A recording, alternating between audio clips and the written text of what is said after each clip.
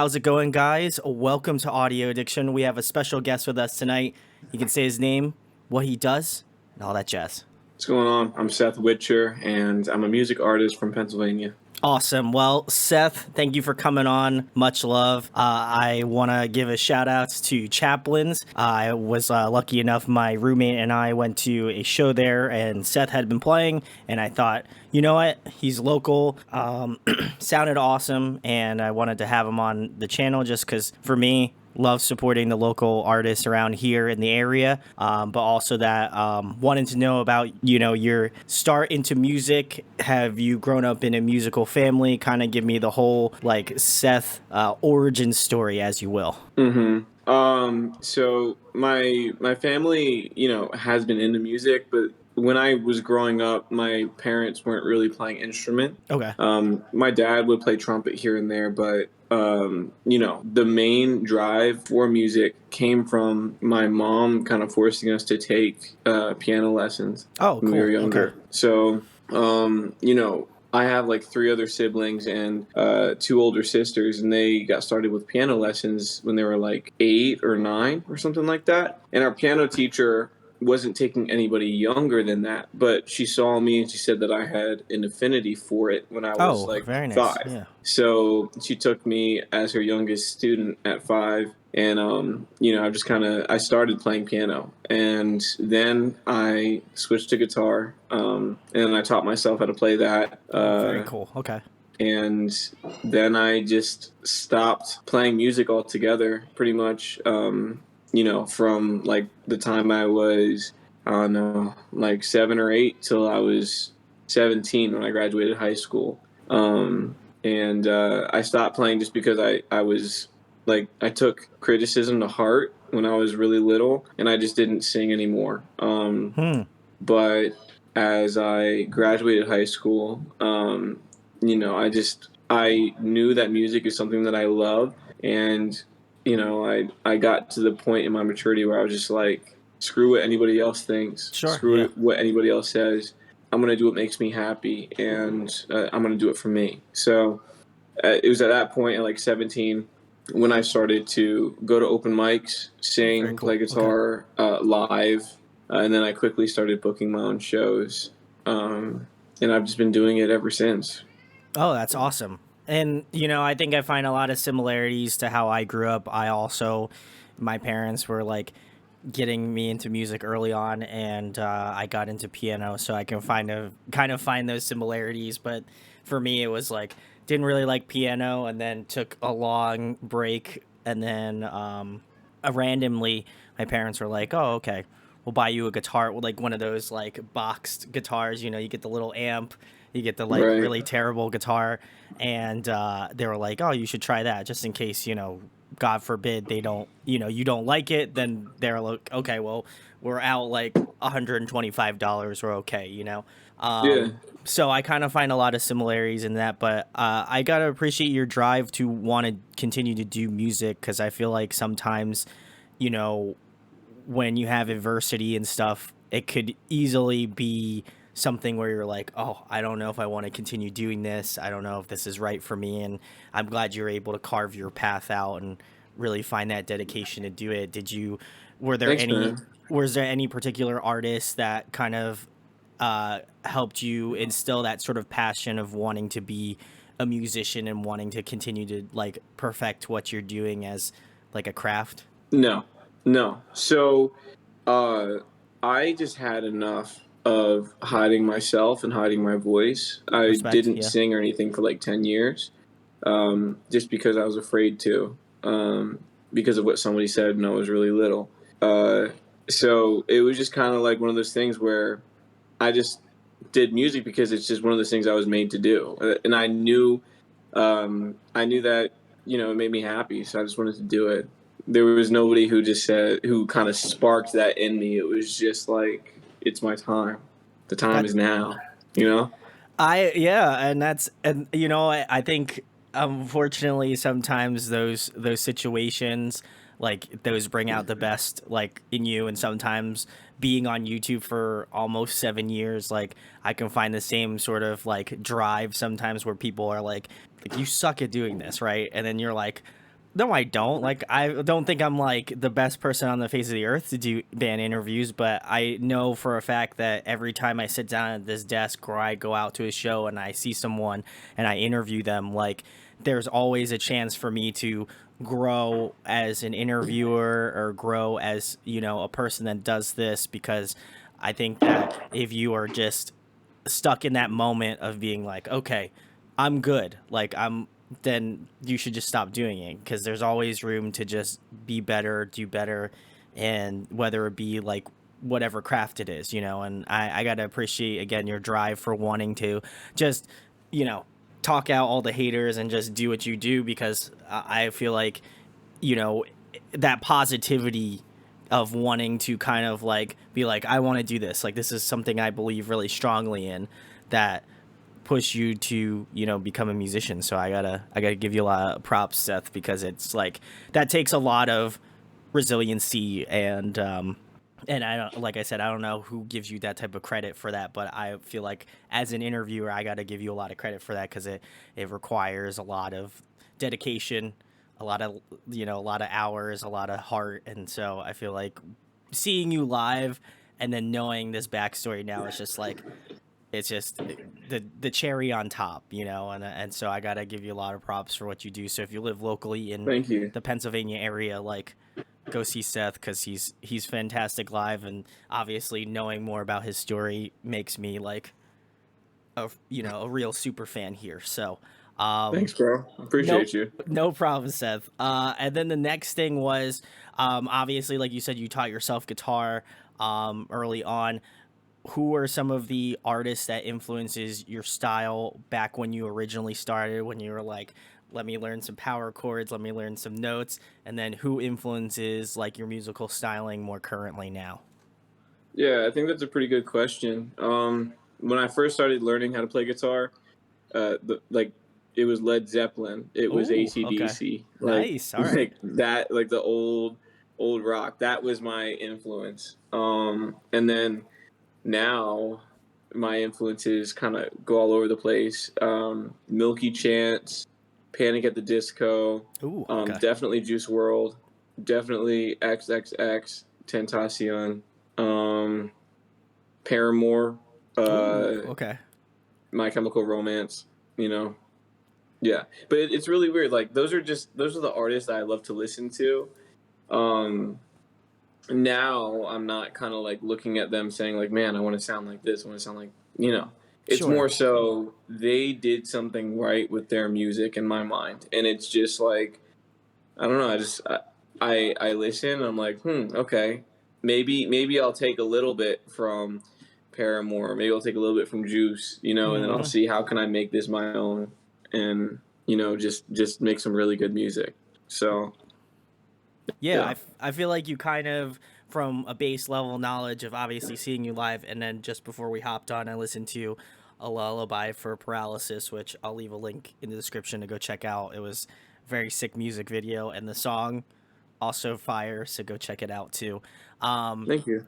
I wanted to listen to more, but obviously I was literally last minute, like making dinner, scarfing it down, and I ran upstairs to go into my room, and then threw on Discord and like all that sort of stuff. So I'll have to reconvene and let you know what my thoughts are on the rest of the songs that you have on your YouTube page. But um, I was like, okay, I wonder what he's gonna say, because it's kind of got that like a little bit of like, and it comparatively to what I saw on you guys playing, or you specifically playing live with just the acoustic guitar, like there's such a difference of like tonality from your actual music to like playing live and just doing the acoustic guitar.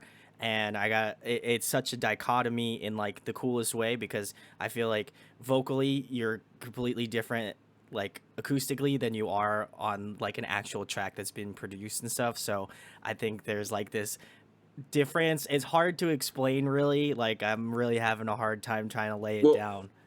I'll tell you what it is actually. All right, all right.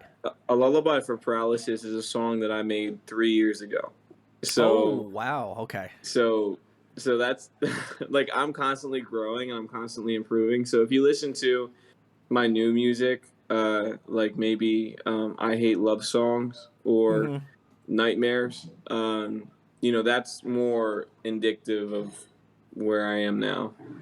All right. Well, I'll have to do my homework and go listen to those. But I really did appreciate the kind of like pop sensibility like a Lullaby for Paralysis had, because I think it's so cool to kind of influence that like pop. There's like a little bit of emo rap in there, and like it was kind of a nice amalgamation of different genres.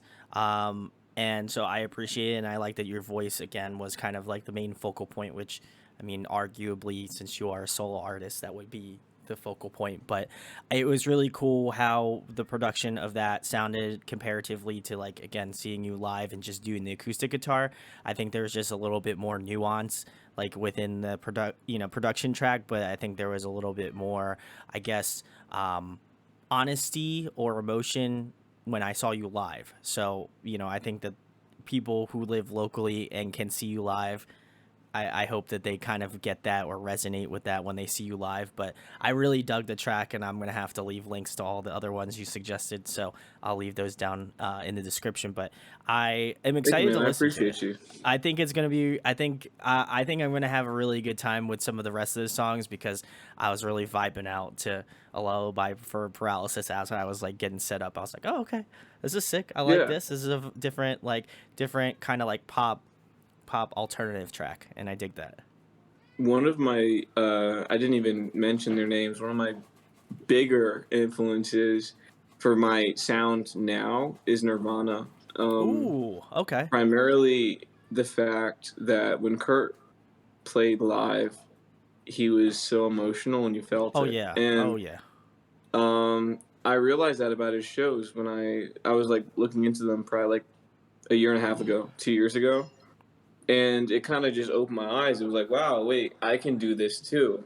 And so I started to be more emotional in my performances, um, and even like when I'm recording now I don't know, I just kind of let everything, I let all the walls down, and just I'm able to be me in that moment. So, yeah, listen to those newer stuff, to the newer tracks, and then tell me what you think of those and how it kind of translates as well.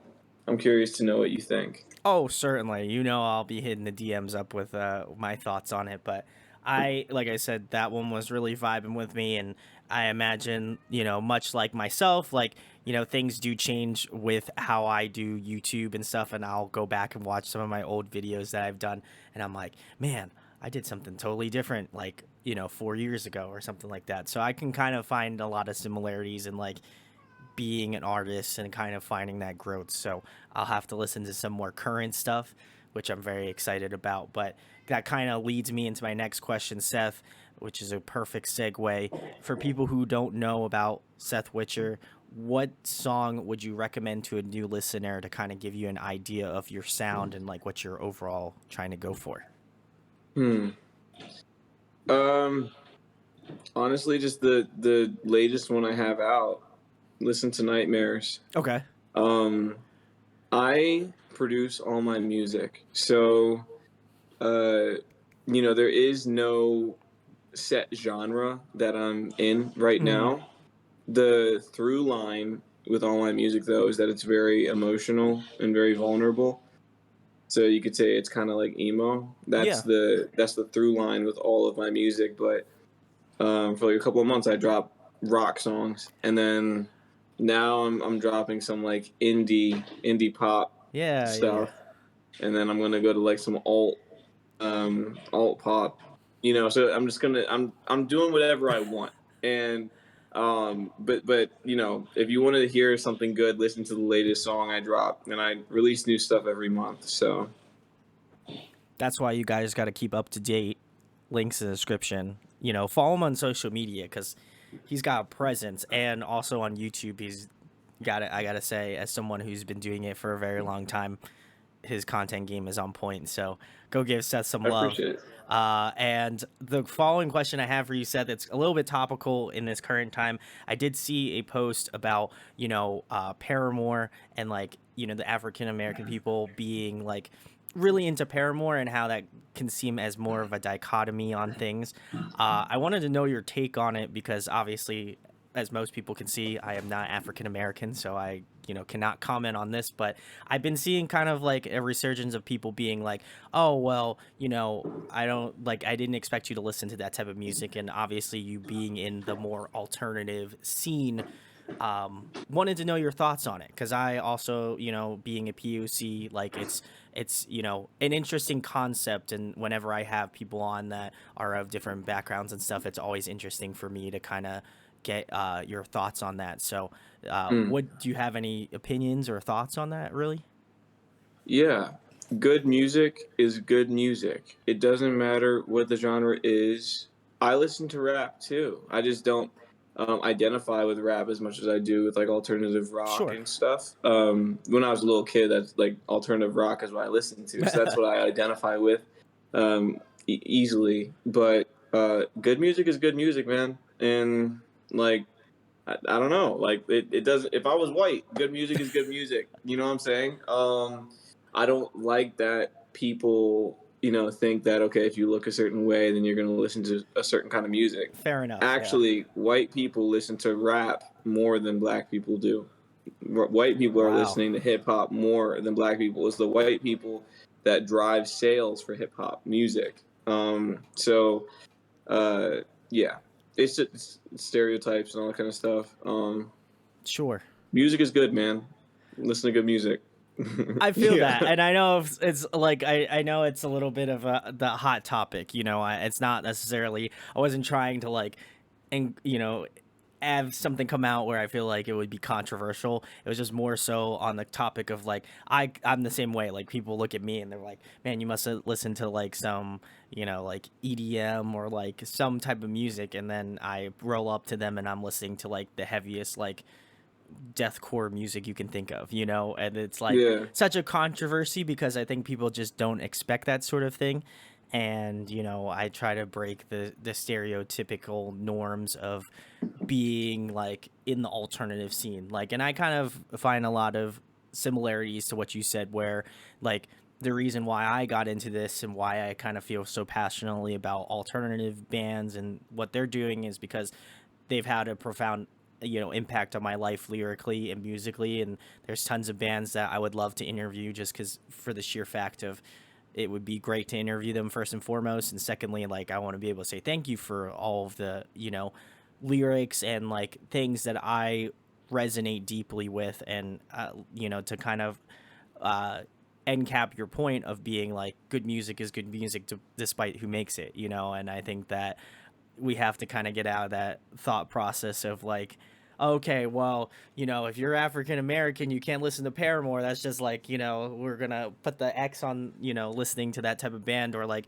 if you're like, oh, I'm into Black Sabbath, like, that's just, there's no like barrier to being like, okay, this is what it is. And I think the biggest thing that I try to do with what I do is I don't want to feel like anybody's gate kept to listen to whatever artist I have on, because music is beautiful and it should be respected by all people, whatever, race, gender, nationality, any of those things. Those shouldn't matter because we all create the same thing. We all create great, we all create great things, and so I think it's important to celebrate those things. So I Yeah. definitely am in the same pool of what you're thinking, Seth. Certainly. I think it was a good question just to bring up. It just in case somebody wasn't clear on it or if someone needs to know. It's We good to put just we to put the talk about it. exclamation point at the end of the sentence. We want to let you know we're very for everybody being in the scene and stuff. But the next question I have for you, Seth, keeping it more current, um, who have you been listening to recently? What's on your Spotify? What have you been listening to lately? I love asking this question because, again, it's too many bands to listen to, but I always love when somebody can give me some good ones. Mm-hmm. So, before I answer the question, just so you understand me, I listen to music so that way I can create better music. Sure. So Yeah. I listen to music, and if I like it, I try to figure out why I like it, so that way I can kind of like not replicate it, but understand what made the song good in the first place. So Sure I know thing. how to kind of make my songs good. So a song that I've really been jamming out to is one by Milky Chance. It's called Troubled Man. Okay. Um, and the production is so nice. It's just so simplistic. I've noticed that. So okay, if you listen to my older songs, like a Lullaby for Paralysis, Mm-hmm. or like songs on my old album versus the new ones, you notice that I layer so many different things on top of each other. That Yeah, was when yeah. I was first learning how to produce. So I was just like, maybe I'll put like three different piano tracks on top of each other to get a certain sound, Mm-hmm. But what that does is it muddies up the whole mix and makes it hard to kind of put everything together cleanly. But like with like with the song I just told you about, Troubled Man, it's so uh, simplistic. It's so every instrument has a specific job, a specific thing that it's doing, and it sounds really good. It sounds really tight, and I've noticed that a lot of the newer songs now they have like it is more simplistic. You don't need a ton to make a good song, so that's the song that I've really been jamming to right now. And to be honest, I listen to my own music a lot, so uh, yeah, I, I'm a little boring in that sense. I just listen to my own stuff, No, but I don't feel like it's boring at all. In fact, I think it's a massive compliment on what you do because whenever I have artists on and they're like, I listen to my music, right? And everybody in the room's like, oh no, he listens to his own music. This is terrifying, right?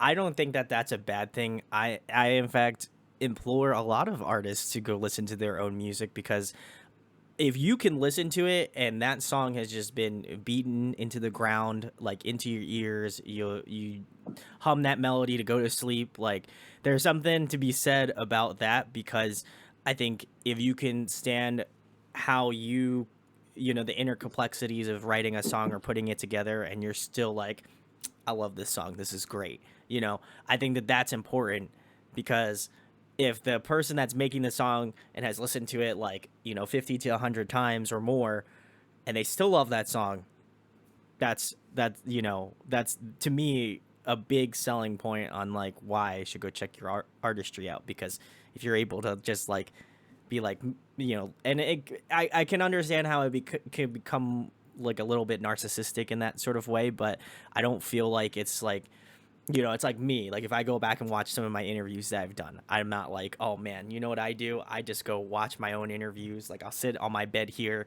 and like look at my TV and just watch interviews of myself. Like that's not it. But every once in a while, like if I'm editing, I'll listen through and watch my whole thing and just like enjoy it. Because I feel like in the moment you get to like experience it and have that conversation, but then you get to relive it when you edit it. And I imagine it's the same thing with music and like creating that in that aspect of like, oh man, like I had this really cool idea and like it started from this like little piece that I like came up with that I like maybe talked to into my phone and like thought like, oh, that melody's really cool or something, and then it ultimately becomes like a full-fledged song. I think that's such a cool thing, and I'm trying to dip my hands into that certainly.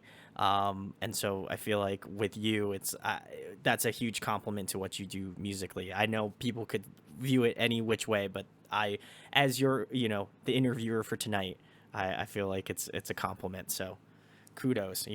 I'll have to go give the thanks, rest of it man. a listen now that you've said check out my stuff, and that's again another segue to go check Seth out in the links below. But the next question I have for you, Seth, a fun one. If you could pick a song to cover, do you have any in mind? Hmm. Uh, you know, I don't know, man. I was okay. Fireflies by Owl City. I do, of course, yeah. Yeah, so I heard someone sing it at Chaplin's actually. I was there last week and um it just I don't know, it's a jam and I was just like, yeah, I want to learn how to sing this song. And then I was listening to it on YouTube and I was like, this song is annoying, you know. Um but I'll probably learn it. So, yeah, I think that's what I have. I That's think the you could. answer. I think you could put your own spin on it. It doesn't have to be like all like synthy and like bubbly and real poppy. I feel like you could make it a little bit, like a little alt, a little folky. I feel like it would work out pretty well. Yeah, I could do it. Didn't I didn't realize how annoying that song is. Oh, So I realize how annoying that song is. If you've again, shouts to people who have worked retail. That song gets. I worked in retail, and I remember listening to that song every single day of my life. So hmm I'll never be able to unhear that melody ever again. So, on that PTSD moment, guys, let Seth know in the comments what song you feel like he would just absolutely smash cover wise. If you put Fireflies in the comments, I'm gonna be a little pissed off, but it's okay. You know, we all have our own choices. Just don't put Fireflies to spite me because I'll come after you. But just kidding. I wouldn't actually do it, but I'd be very upset about it. But anyway, the next question I have for you, Seth, another fun one. What is your favorite food to eat? right now, sushi. Ooh, okay. What's your what if Seth, if we went out for sushi, what role would you get? I'm simple. Um, I'm a salmon guy. I like to get Ooh, the okay. the crunchy salmon. So that would be my choice, or salmon mango. Ooh, that's a cool one. I like that. I hmm don't think I've hmm ever tried that, so now I'm gonna next time I go out for sushi, I'm gonna have to do it. You know, I'm just gonna have to get like mango salmon sushi and find out if it's like Yeah. two Do you thumbs like up, sushi? mid. Oh, I love sushi. It's great. What's your favorite? I would say for me, God, that's tough. I like a lot of different things, but I'd probably say some sort of like spicy, maybe like spicy tuna. I feel like that'd be kind of sick. But I'm easy to please. As long as it's sushi, you know, and I'm not gonna die of food poisoning, we're good. You know, anything Yeah. like I had Wegmans sushi, not as not as bad as I thought it was gonna be. Um, People were hyping that up, and I was like, all right, well, is it gonna be good? And I would say it's like slightly above mid. You know, it's not bad. Like I feel like if you wanted sushi, but you like couldn't go to like, you know, a sushi shop to get some sushi, then you know it's passable certainly. But you know, the latter being if you could go to a sushi place, I would definitely do that. But that's my thoughts on Wegman sushi. If you buy Wegmans chicken Caesar wrap, terrible. Don't do it. It's bad. It's not good. Sorry, Wegmans. Good to know. Just in case anybody goes to get a Wegmans, you know, wrap, just don't do it. It's below mid. I don't even know where to place it. It's not very good. But this is not a food channel, so I'm sorry for that. The next question I have for you, Seth, if you could pick somebody to have on an up and coming Seth Witcher record, just like a dream collaboration, is there anybody that comes in mind that you'd love to work with? Hmm. Breakins is dope. Ooh, okay, all right, Yeah. that'd be Yeah. kind of Probably cool. Breakins. I mean, like he's a newer artist that I think I would definitely love to have on a song with me. Okay, yeah, Um, but like, more established artists, probably like 21 Pilots. I love them. I feel like you could do. I feel like a 21 Pilot song would be really sick. I feel like you guys could do a unique collab together. You know, I'd be Maybe it'll about it. happen one day. Who knows? Well, you know, Seth, you did the perfect transition for me. So what you go do is you go on Twitter and you at 21 Pilots and then you at Seth Witcher because I imagine he has a Twitter. So you at them both, you put collab question mark. And again, I didn't go to legal school, so I don't know if this is technically correct, but I'm just going to believe it to be true. So if you want those things to happen, just do that, put it on Twitter, and then, you know, we believe in manifestation here. So if you want that to happen, salutes. If you don't, you should still do it anyway because it's going to be awesome. So if you want that to happen, let's do it. I appreciate you guys. Thank you. There we go. Next question, Seth.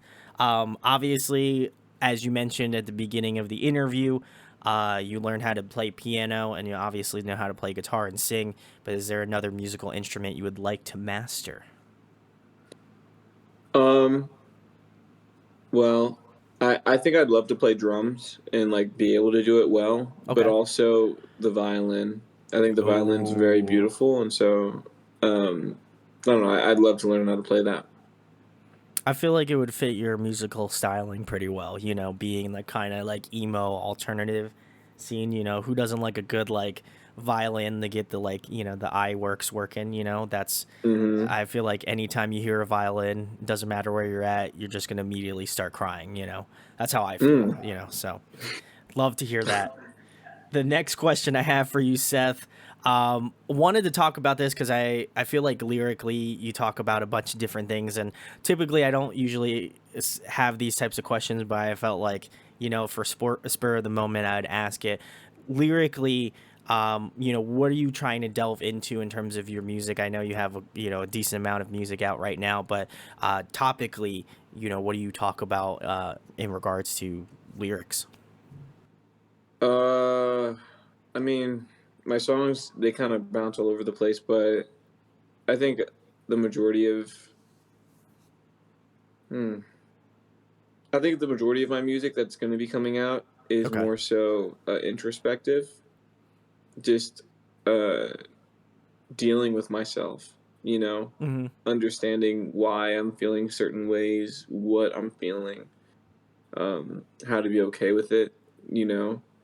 Um, a lot of times I'm looking for help, um, you know, and I'm just kind of I'm writing down the words that maybe many people feel but aren't comfortable to say or write Sure. down themselves. So I think that's where my music usually kind of goes to, like finding myself or Mm. just understanding certain things about myself. Um, yeah.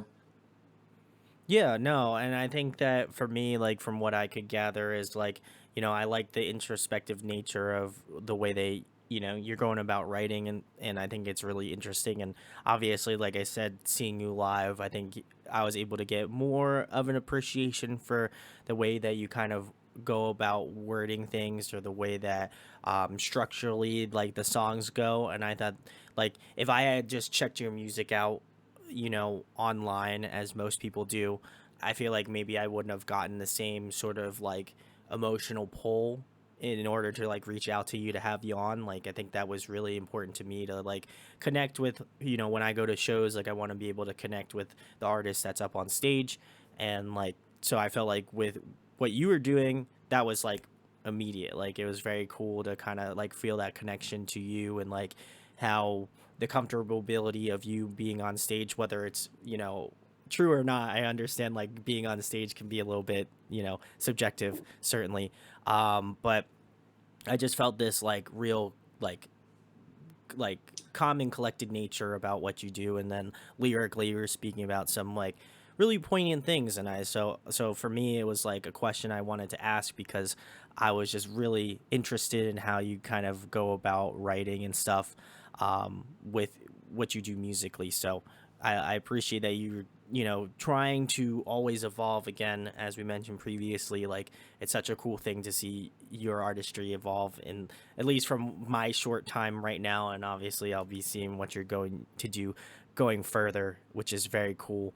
And then to kind of piggyback back on that, you said that you've been releasing a song every month, correct? Something like that. That's true. How has that process been? Because I feel like as an artist, like that's a pretty tall task to take on. Certainly, do you find do you find that to be challenging in some ways, but also like very rewarding in that aspect, or you know, what made you want to take on the challenge of releasing a song every month? Because I feel like that's kind of like that's really cool. Like I want to give you much kudos for that because it's awesome. But Thank you. I I'm feel like honored. I feel like it's, you know, I feel like you could have challenges about it. So I wanted to have your thoughts on like, you know, why you ultimately decided to just be like, listen, let me get a song out every month, you know? Mm. So when I'm releasing a song every month, it's not work for me. It's like I am getting music out for the people who need it. You know, Sure. Yeah. people Yeah. need to hear it. So for me, it's not that challenging, and I'm grateful for that. How am I able to do it? I have songs in the vault. Oh, okay. That would make a lot of um, sense. so I I thought you have were just songs. like starting from scratch every month and just going like, all right, let's do it. Day Um, one out of day 30, so you know? I'm thankful that I'm not doing that. No, if I was starting from scratch every month, I wouldn't be able to do that. I don't Fair think. enough. Yeah. Just like with the marketing that goes into it and all that kind of stuff. But yeah, I mean, since I produce my own music and all that, I have songs, and so I'm making songs, but I have songs like this song I'm going to be dropping in October this month. I made like 2 years ago, but I revamped Oh, it, very cool. and I really like it, so I want to drop it now, you know. And then after that, the next month I'm going to drop a song that I made like a couple of weeks ago, you know, and so it's really really really cool stuff. It's an ever evolving process, and I think that that's really cool. And like, again, for like some of the songs that have been in your I'll call it the Seth Witcher archives. How do you feel about songs that are a little bit older that have been like, just patiently waiting for the release time, or like, the mental process of like trying to rework it and like revamp it? How does it feel releasing those songs like more currently now versus like you said a song that you worked on like weeks ago that you're like, okay, that's a quick turnaround, I love it, like Mm. how do those compare, I guess, per se? I always feel like my newest song that I make is the best one yet. Because I'm taking all my experiences and I'm putting them into this song. So Sure. in Yeah. my mind, the new stuff is the best stuff. Every single song that I drop, like the next new one is the best one. But with this song I'm dropping this month, uh, it's just one of those songs I feel like I was ahead of my time when I made it, Oh, and okay. I don't know, I just did something really cool, and I want people to hear it. You know, like my one song Marionette, I made like 2 years ago, Mm-hmm. 3 years ago, and so a lot of people say that that's still their favorite song from me. You know, and uh, I think I could do the production so much better now, but people really, really like it. So yeah, I don't know. I think that, I mean, as the creator, we have our own opinions, but it's kind of interesting and humbling just to know that uh, people like the songs that you think are trash. So it's just kind of like, I don't know. I don't know. I'm just dropping what I think feels good, but I know people are gonna like it. So that's just, yeah. I also think as being an artist too, like you are your hardest critique. Like I know that people tell me this shit. They're like, "Oh, you're a great interviewer and like you do a great job of like trying to like research the artists you have on." And like I'll never say that because I know I got to continue to put the work in to be like, one of those people that you'll see like doing like a BBC One interview thing, like or whatever tier that I'd like to be in, and I think that if you're having other people saying like, "Hey, this is your best song," and then you not being like, "Oh yeah, it is my best song," or you're like, "Okay, well this next song I'm going to work on is my best song, and then the next song that I'm going to be working on is my best song." Like, I think it's just an important like mental tool to be like, okay, like you're never satisfied with what happens. Like you want to make sure that whatever is the next thing, it's gonna have the best thing about me. It's gonna have the best thing about Seth, right? And like your production on what you do gets better. The way that you kind of work out creative juices and how like how you want songs to be arranged or structured. Like I feel like that always gets better, and so it would be curious for me, and I'll probably wind up doing it, is going back to listen to like the first couple songs that you've done and then listen to like the most current ones that you've done and be like, holy shit, like kudos to Seth, man. Like that's awesome. Good for him. Like he's doing the work here, And so I feel like a lot of people, like a lot of times I'll go back and be like, watched some of the first interviews that I've done and been like, man, these are terrible. Like, these are not good. Like, I'm nervous. Like, I feel very like out of place. And then I'll go edit one that I did like this week that I'm like, yo, like this is good, but like I know I can do better. Like maybe I could have asked a question a different way, or I could have like had a better conversation about like a specific topic in an interview. So I feel like musically and like creatively, I think we might be on the same wavelength of always being like, okay, the next thing that comes out might be great, but the next thing that I'm going to be working on is going to be better than that thing, you know. And Mm. so it's important to do that. So I'll have to Yeah, progressive. progressive exactly, and so I'll have to go back and listen to some of your stuff or earlier on stuff, and I'll definitely be leaving links below to go give a listen to the new stuff because gotta show that some love too. But the next question I have for you, Seth, is another fun one. If you were to compile a dream tour lineup, including yourself, who would you love to go out on tour with? Mm. Paramore, My Chemical Romance, uh, and sorry, number one, 21 Pilots. They're the best live performers I've ever seen, ever. So 21 Pilots, Paramore, My Chemical Romance. I'd be happy with that. That'd be quite the emo tour, I'd argue. And I don't know if 21 Pilots is like emo. I feel They're like they're I feel like they're on the edge, like I guess even Paramore specifically too is kind of like on the edge too. I wouldn't necessarily consider them emo, but again, I feel like we're kind of like genre pinching, where we're like, okay, well, I think they're kind of in that sort of alternative bubble, which is like, all those types of bands. So I feel like they're influenced by emo, but they're not. I wouldn't inherently be like, okay, they're an emo band. mm. I could get some severe controversy for saying that. So guys, let me know what your thoughts are in the comments below. But that'd be a rad tour, guys. Buy pre-sale tickets now. We rockin'. It's happening. Manifestation. Let's go. I like Um, that. the next question I have for you, Seth. Speaking on that, you did mention 21 Pilots being a phenomenal live band. Are there any other acts that you can think of off the top of your head that has just like blown you away? No, That's fair. no. 21 Pilots blew me away. No one else has blown me away. That's very cool. When was the They're last time you very saw them? sorry. I was gonna say when was the last time you when was the last time you saw them on tour? So I guess I should have clarified this. I haven't seen them in person. I just look at live shows from everyone Okay. online. I like to study their live shows and just watch. Oh, all right. Yeah, just as far as the video goes, 21 Pilots is crazy.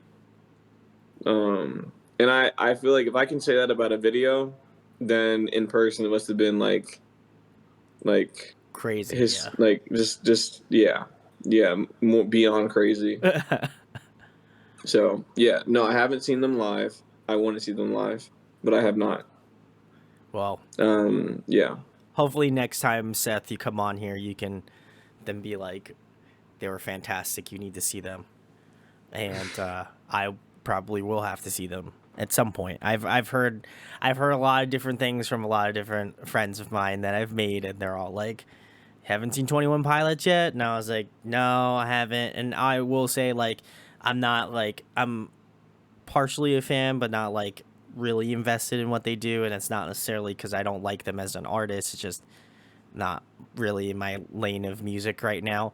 But I've seen some live videos of them just going like wild, and it's like, okay, I can see why people like seeing them live because they have just such a presence about them. And I think it was cool that it was just them, like as a band collectively, just the two guys, and Yeah, it's insane. it's crazy what it's amounted to. So massive kudos to 21 Pilots. They're great.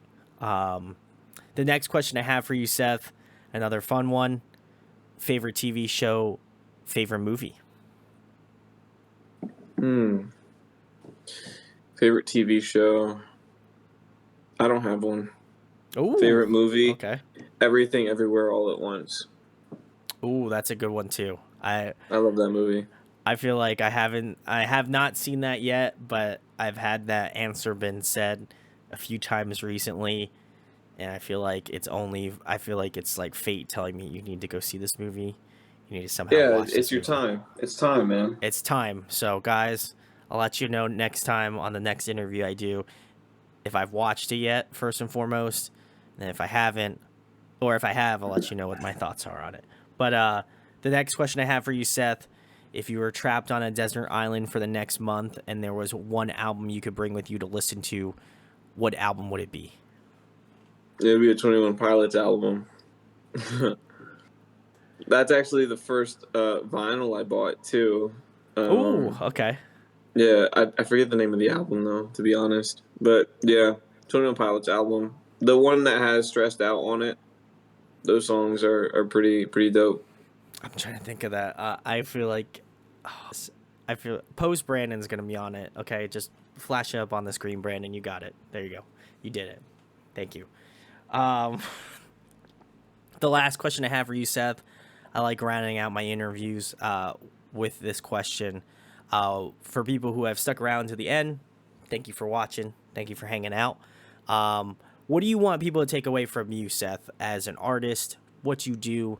I feel like it's very important to, I don't feel like there has to be a reasoning as to like why people have to check you out, but I do feel like there is a level of, why you do it. Like, why do you love being in music? Why do you love creating it? And I think that for me, as someone who is a massive fan of music and also who interviews bands, on a pretty regular basis, it's always interesting for me to hear why people ultimately decide to get into this, because I feel like as a collective, we are all very dedicated to what we love, which is music. So, what do you want people to take away from what you do and why you love creating music?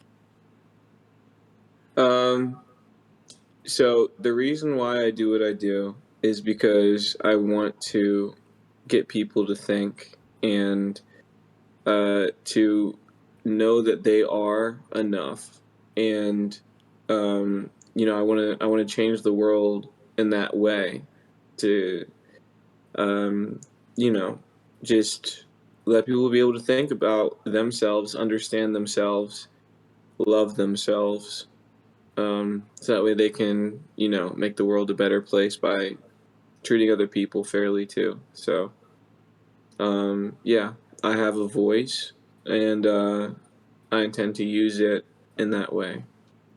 There we go. Very poetic. I wouldn't expect anything less from you, Seth. So, love the reasoning behind it, and I think that a lot of people can, find solace in what you do and find residency in what you are able to create. And again, would highly recommend checking out Seth, which is the perfect segue into the last thing. Seth, tell the people where they can find you at on social media, what you have coming up in the next couple months, and anything else you would like to plug or talk about.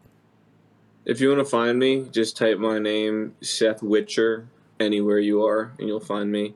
Um, yeah, new song coming towards the end of October, so get ready for that. Every month I drop something new as well. Woo. And I play out a lot. So if you're in Pennsylvania, then chances are I'll be playing at a place near you. So feel free to come out and check me out. Actually, something really exciting. I'm playing at the Fire in Philadelphia Very cool. on October 28th. And so that's a really big show. So come out while there's still tickets.